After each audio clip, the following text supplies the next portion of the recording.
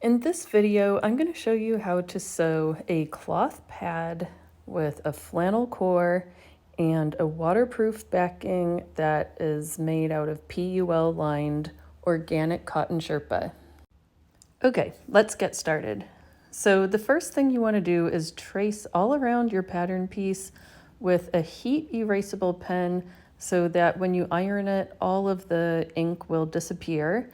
And you want to make sure to mark at the openings, and a good choice of fabric for the top of your pad is going to be a quilting weight cotton.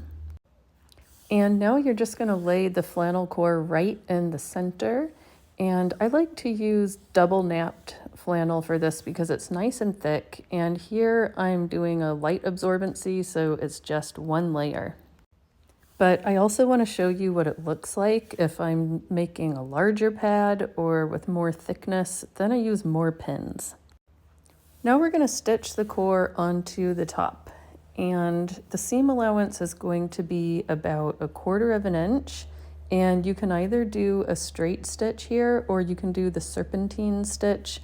If you don't know what that is, then Google serpentine stitch with the name of your sewing machine and you should be able to find out how to do that setting. And I always like to do a quilter's knot at the beginning and the end of my stitching to make sure that it's secure. And to do a quilter's knot, you just set it to the straight stitch and setting it to a very small length, almost nothing, and then you take about 3 or 4 stitches that way. I also recommend using a walking foot for this part so that the layers stay nice and smooth. And you just want to sew all the way around the perimeter. And here's a really important step to make everything look nice and neat. I always take a regular straight needle and I use it to pull the ends of the thread from the top back through to the wrong side of the fabric. Okay, next you're going to grab your backing fabric and you want to place the top on the back fabric, making sure that the right sides are both facing one another.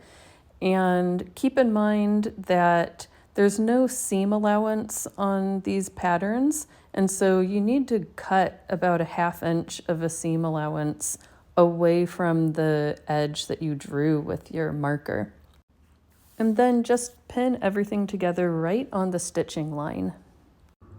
And next you're going to use the straight stitch to sew all the way around right on the pattern line that you drew with the pen.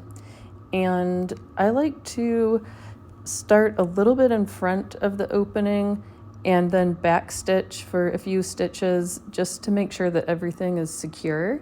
And you just want to be careful to leave a hole where the opening is.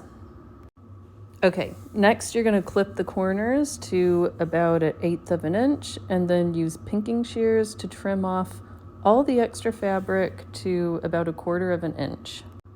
Now we're going to turn the pad right side out, and you just want to put your thumb in through the opening and put your middle finger on one end of the pad and make it touch your thumb so you can sort of poke it through. And then pull everything through the hole that you can, and then you just want to sort of pop the other end of the pad through the hole after that. It's important to iron the pad before you do the top stitching, and you'll need a good turning tool for this. So I'm using the Clover point-to-point turner, and I just put it in through the pad opening and I smooth out the edges until they take the right shape, and then I iron it. And I just go all around the edge of the pad doing that until it's finished. And when I get to the opening, I take special care to line the fabric up just right so that it looks nice and neat. And when I'm finished with that, I always put a pin in the opening so that when I'm sewing, I can remember where the opening is so that I can sew carefully there. Okay, now we're ready for the top stitching. And you're going to begin using a quilter's knot, just like when you sewed the core to the top fabric. And again, you can either use the straight stitch or else the serpentine stitch.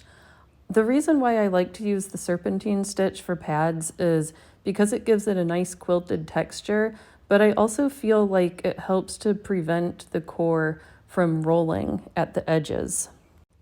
And you just want to sew all the way around the perimeter, leaving about 1/4 of an inch seam allowance.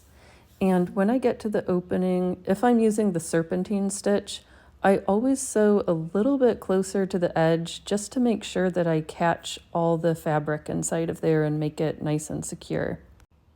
And here you can see me doing the same thing as before. I'm taking the loose ends of the thread from the top of the pad and I'm pulling them to the back of the pad with just a regular straight needle, and then I'm going to snip them. I just like how this gives the top of the pad a nice, neat finish. And then I always iron the pad one more time at this point to make sure that it's nice and flat. And lastly, we're ready to put the snaps on. So I have an industrial cam snap press, but you can also use the handheld one and it works just as well. And I always just eyeball it, but if you want, you can get out the pattern piece and mark the pad where the snaps are supposed to go. The important thing here is that the snaps need to be facing in opposite directions.